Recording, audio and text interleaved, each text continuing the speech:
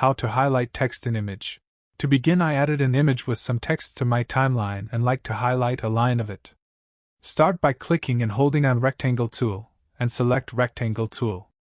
Create a shape around the line you want to highlight. Then go to Effect Controls and expand Shape and change the fill color to a color you want. I use a yellow color.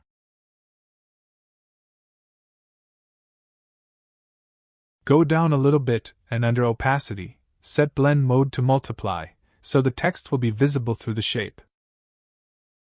Now go to Effects panel and search for Crop, drag and drop Crop effect into your rectangle. With your rectangle selected, go to Effect Controls and go under Crop Effect.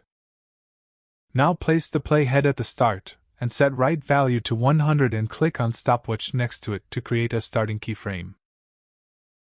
Move the playhead a little forward and click on this Reset Parameter button to set right value back to 0, and create a second keyframe. Now we have this nice highlight animation. To change the speed of animation, just move the second keyframe near or far from the first keyframe. To smooth the animation, select both keyframes, right-click on one of them and select Auto Bezier. Anyway guys, thanks for watching and I hope you found this useful.